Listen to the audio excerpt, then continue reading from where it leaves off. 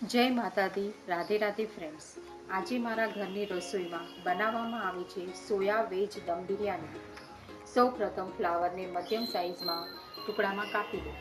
પછી 2 ગાજર, 1 લીલું શિમલા મિર્ચ, 4 બટેટાને મધ્યમ સાઇઝમાં ટુકડા કરી લો.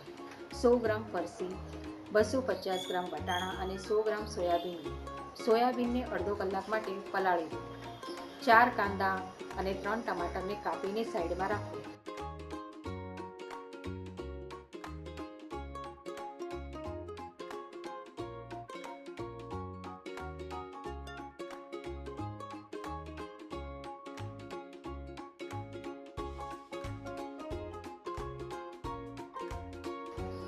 300 ગ્રામ દહીંમાં થોડા કોથમીર પુદીનાના પાન ઉમેરો. તેમાં અડધી ચમચી હળદર, 1 ચમચી ધાણા જીરા પાવડર, 1 ચમચી કશ્મીરી લાલ મરચું પાવડર, 2 ચમચી વાટેલા આદુ લસણ મરચાંની પેસ્ટ, જરૂર મુજબ મીઠું, 2 ચમચી ગરમ મસાલો, 3 ચમચી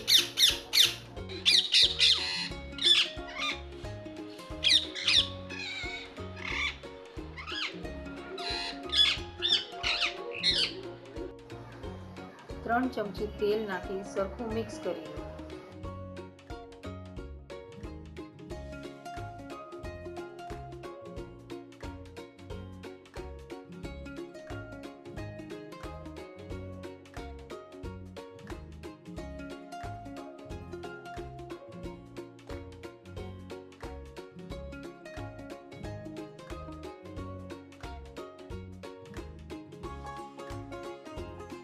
પછી તેમાં સમારેલા વેજીટેબલ્સ, સોયાબીન, બટાટા નાખી સરખું મિક્સ કરો.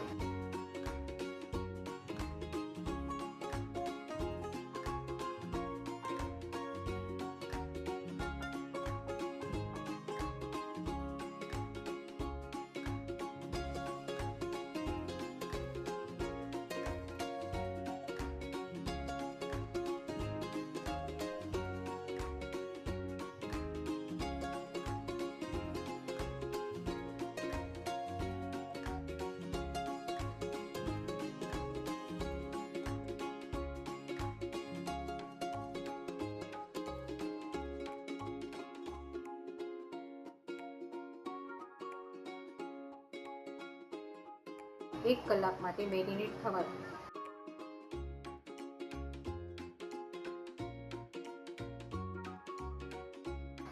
એક કિલો બાસમતી ચોખાને સ્વચ્છ ધોઈને અડધો કલાક માટે પલાળીને સાઈડમાં મૂકો.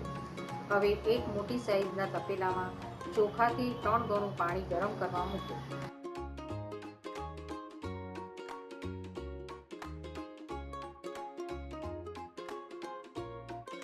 તેમાં 1 ચમચી તેલ, 1 ચમચી ઘી, થોડો આખો ગરમ મસાલો અને થોડા કોથમીર પુદીનાના પાન નાખી પાણીને ઉકળવા દો.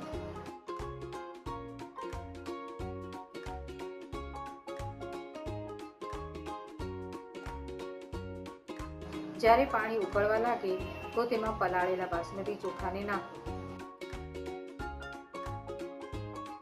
જ્યારે ચોખા 80% બફાઈ જાય ત્યારે તેનું પાણી કાઢી લો.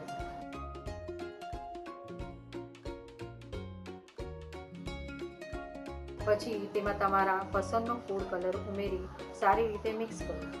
બિરયાની માટે ચોખા તૈયાર થઈ ગયા.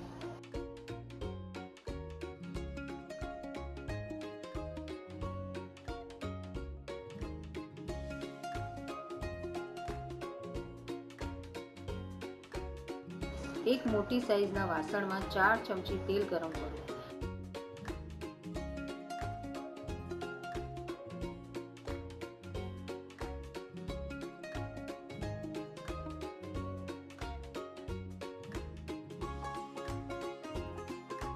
તેમાં થોડો આખો ગરમ મસાલો, તેજ પત્તા નાખો.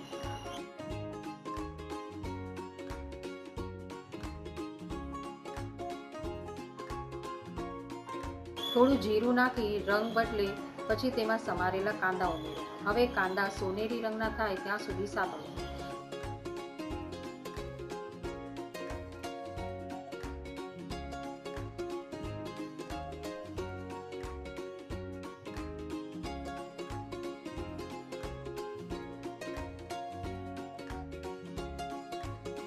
કાંદાનો રંગ બદલાઈ જાય પછી ટમેટા ઉમેરો.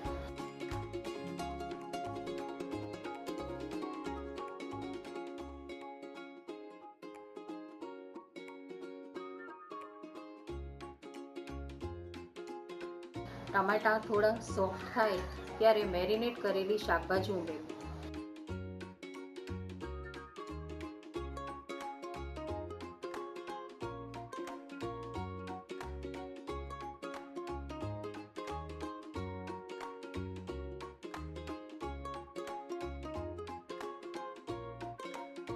શાકભાજી થોડી ચડી જાય ત્યારે થોડું પાણી ઉમેરો.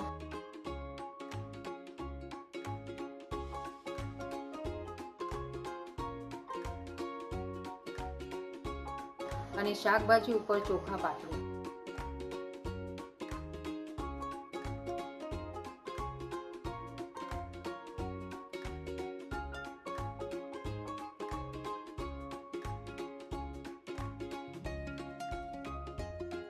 ઉપરથી ઘી અને કોથમીર પુદીનાના પાન નાખો.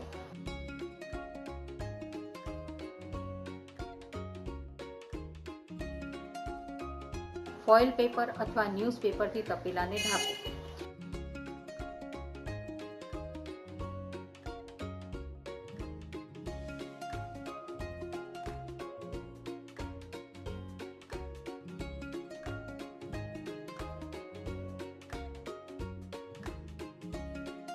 ઢાંકણ ઢાંકી ઉપર વજન મૂકો જેનાથી સ્ટીમ બહાર ન જાય. આ બિરયાનીના તપેલાને ગરમ તવા પર મૂકી 15 થી 20 મિનિટ ધીમા તાપે ગરમ થવા દો.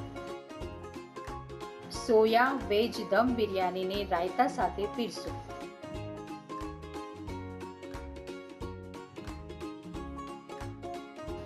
આ વિડીયોને લાઈક કરો, શેર કરો અને મારા ચેનલને સબસ્ક્રાઇબ કરો. મારો વિડીયો જોવા માટે ધન્યવાદ.